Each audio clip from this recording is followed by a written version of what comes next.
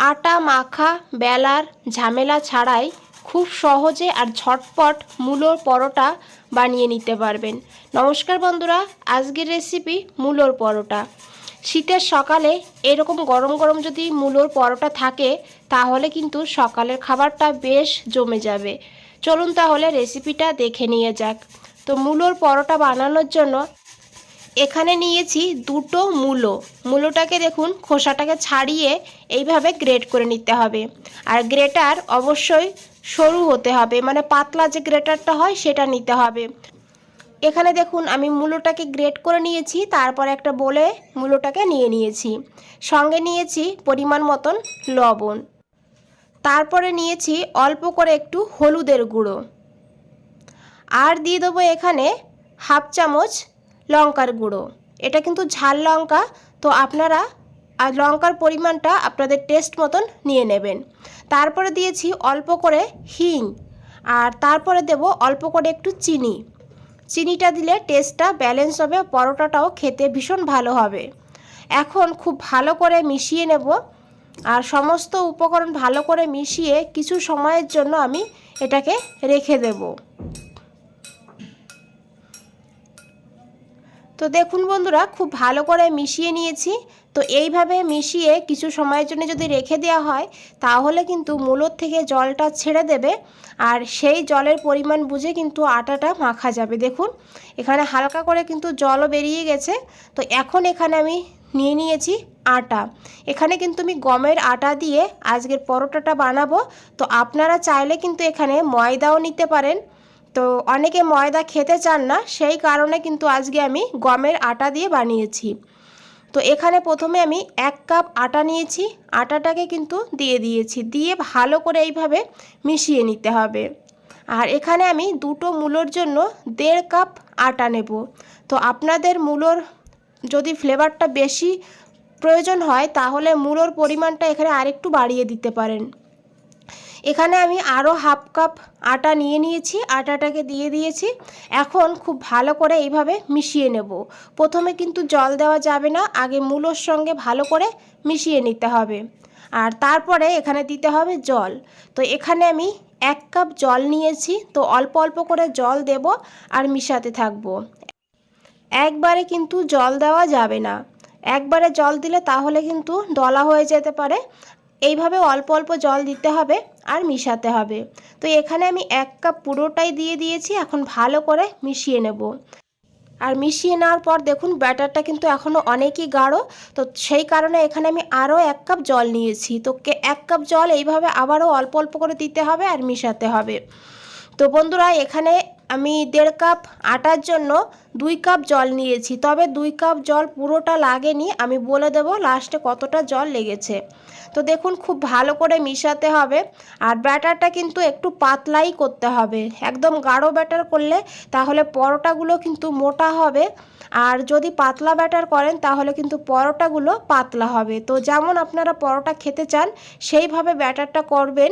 তো দেখুন ব্যাটারটা ঠিক এইভাবেই করতে হবে। আমি একটু দেখিয়ে দেব, দেখুন এইভাবে ব্যাটারটা আমি বানিয়েছি। আর 2 কাপ জলের থেকে এখানে আমার প্রায় 2 চামচ মতন জল বেঁচে আছে। তো 1.5 কাপ আটার জন্য এইভাবেই কিন্তু যদি জলের পরিমাণটা নেন তাহলে কিন্তু পারফেক্ট পরোটা বানাতে পারবেন। তো এরপর আমি দিয়ে দিয়েছি একটু ধনেপাতা কুচি, দিয়ে খুব ভালো করে মিশিয়ে নেব। যেহেতু এখন শীতের সময় ধনেপাতা কিন্তু খুব ভালো বাজারে পাওয়া যায়, একদম ফ্রেশ, আর ধনেপাতার ফ্লেভারটাও কিন্তু দারুণ হয়। তো খুব ভালো করে মিশিয়ে নেব। আর এদিকে আমি একটা তাওয়া বসিয়ে দিয়েছি, তাওয়াটাকে গরম করে নিতে হবে। আর তারপরে অল্প করে দিয়েছি তেল। এখানে আমি সাদা তেলে পরোটা ভাজবো, তো আপনারা ঘিতে ভাজতে চাইলে তাহলে ঘি দিয়ে দেবেন এখানে। আর এইভাবে একটু ব্রাশ করে নিয়েছি তেলটা, খুবই কম তেলেও কিন্তু এই পরোটা ভাজা হয়। তো দেখুন তেলটাকে ব্রাশ করে নিয়ে আমি এই ব্যাটারটা নিয়ে নিয়েছি, আর ব্যাটারটা দেওয়ার আগে অবশ্যই একবার ভালো করে মিশিয়ে নেবেন। আর তারপরে 2 হাতা দিয়ে দিয়েছি, দিয়ে এইভাবে হালকা হাতে একটু ছড়িয়ে দিতে হবে, হালকা করে ছড়াতে হবে। তো দেখুন এইভাবে আমি হালকা করে ছড়িয়ে দিয়েছি, আর পরোটার শেপেই কিন্তু বানিয়ে নিয়েছি। তো এইভাবে দেখবেন আস্তে আস্তে উপরটা শুকিয়ে আসবে। তো গ্যাসের ফ্লেমটা মিডিয়ামে রাখবেন, মিডিয়ামে রেখে পরোটাটাকে ভেজে নিতে হবে। দেখুন আস্তে আস্তে উপরটা শুকিয়ে যাচ্ছে। তো এইভাবে কিন্তু পরোটাটাকে ভাজতে হবে। খুবই সহজ একটা রেসিপি, কিন্তু খেতে দারুণ হয়। তো দেখুন উপরটা শুকিয়ে যখন যাবে এইভাবে, তারপরে এইভাবে একটু তেল ব্রাশ করে নিতে হবে। ব্রাশ দিয়ে এইভাবে তেলটা লাগালে তাহলে কিন্তু খুব কম তেলে ভাজতে পারবেন। তো এইভাবে উপরে আমি একটু তেল লাগিয়ে দিয়েছি, আর তারপরে এই পরোটাটাকে উল্টে দিতে হবে। এখানে আমি আবারও বলছি, আপনারা ঘিতে যদি ভাজতে চান তাহলে এর উপরে ঘি দিয়ে তারপরে উল্টে নেবেন পরোটাকে। তো দেখুন এইভাবে উল্টে দিয়ে হালকা হাতে এইভাবে চাপতে হবে, চেপে চেপে পরোটাটাকে ভাজতে হবে। দেখুন বন্ধুরা, রেসিপিটা ভালো লাগলে অবশ্যই একটা লাইক করে দেবেন। আর নতুন বন্ধুদের বলছি, চ্যানেলটা এখনও সাবস্ক্রাইব করে না রাখলে চ্যানেলটা সাবস্ক্রাইব করে পাশে থাকুন, আর নিচে বেল আইকনটা আছে প্রেস করে রাখুন। যখনই নতুন কোনো রেসিপি দেব সবার আগে আপনাদের কাছেই পৌঁছে যাবে। তো দেখুন পরোটাটা কিন্তু হালকা ফুলতে শুরু করেছে।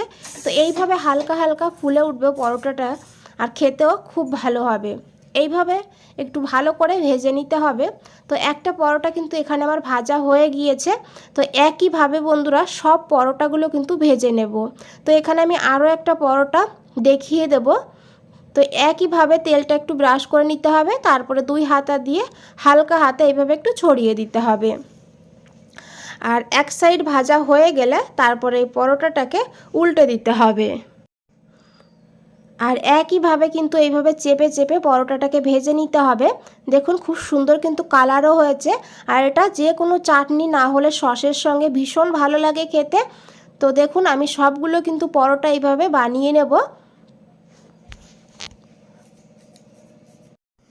এইভাবে বানিয়ে দেখবেন মূলোর পরোটা। আর এই পরোটাগুলো বন্ধুরা ঠান্ডা হয়ে যাওয়ার পরেও কিন্তু নরম থাকে, একদম শক্ত হয় না। আর আমি একটু দেখিয়ে দেবো ভালো করে কতটা ভালো হয়েছে পরোটাগুলো। তো দেখুন আপনারা যেমনই এটাকে ভাজ করতে চান ঠিক সেইভাবেই কিন্তু ভাজটা হবে, একদম ফেটে যাবে না। তো দেখুন আশা করি দেখে বুঝতেই পেরেছেন কতটা ভালো হয়েছে পরোটাগুলো। তো বন্ধুরা আজ তাহলে এই পর্যন্তই, ফিরে আসছি নতুন কোনো রেসিপি নিয়ে। ভালো থাকবেন, সুস্থ থাকবেন। আপনাদের সবাইকে অনেক অনেক ধন্যবাদ।